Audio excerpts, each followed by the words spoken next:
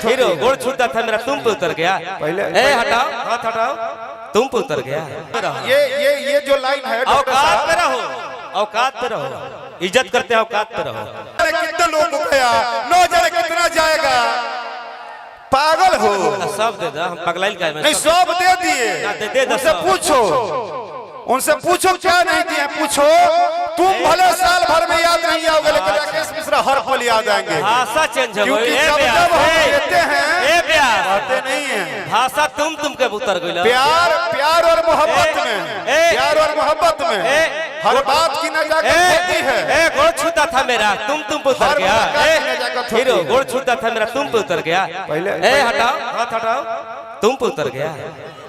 रे मोर हम तो बोल दे दे म्यूजिशियन के मेहनत नहीं होना चाहिए। तुम पे उतर गया। आप क्या है अभी बता रहे हैं, आपके औकात नहीं औकात पे रहो। ये जो लाइन है औकात पे रहो, औकात पे रहो, इज्जत करते हैं औकात पे रहो।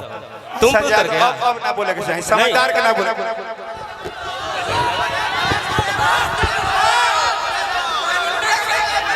नहीं मतलब सही में बोले कि समझदार आदमी को नहीं बोले। बड़ा भाई है और बड़ा हो जाए, और बड़ा हो जाए, खूब आगे बढ़ो, चढ़ते चलो, खूब आगे बढ़ो। जय माता दी, जय माता दी। लेकिन फिर याद रखो वही बात कि भले दुनिया हटा दी बाबू, भले दुनिया हटा दी बाबू, माई घरवा सजा दी बाबू। भले दुनिया हटा दी बाबू, माई घरवा सजा दी बाबू। लोग बोली हो बड़ बड़ बोली, केहू असली बतिया न खोली, बाकी जिंदगी में तोहके दुआ दी बाबू। अब ये लाइन पे आप इतना खुश क्यों है? क्योंकि मेहरारू के गाना हुई तो सब लोग नाचेला, और उस सब रंगमंच के गाना हुई तो सब लोग नाचेला।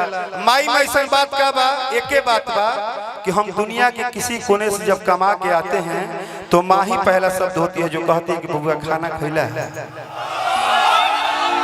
कि भले दुनिया हटा दी बाबू, भले दुनिया हटा दी बाबू, माई घरवा सजा दी बाबू। भले दुनिया हटा दी बाबू, माई घरवा सजा दी बाबू। भले दुनिया हटा दी बाबू, माई घरवा सजा दी बाबू। भले दुनिया हटा दी बाबू, माई घरवा सजा दी बाबू। भले दुनिया हटा दी बाबू, माई घरवा सजा दी बाबू। उस माँ का आशीर्वाद जिसने इस धरती पर एक ऐसे बेटा को जन्म दिया, जिस बेटा ने फिर से अंत में कह के जा रहा हूं, जो भारत सहित आरा सहित पूरे देश विदेश में अगर किसी के ऊपर आके और कोई अपना आशीर्वाद दे रहा है, और आज के डेट में आप लोग को पता होगा न होगा, मैंने देखा है क्या सर आपके ऑफिस में, मैंने देखा है मुंबई डॉक्टर रजनीकांत जी के ऑफिस में ओमान से, दुबई से, न जाने देश विदेश से कितने लोग आते हैं, अपना इलाज कराते हैं, चले जाते हैं। अगर किसी के पास पैसा नहीं होता है तो भी ये कहते हैं कि आपका इलाज हम जरूर करेंगे। ये इनकी पहचान है। एक डॉक्टर साहब के लिए ताली बजाइए और अपना आशीर्वाद भरपूर दीजिए। जय माता दी। क्या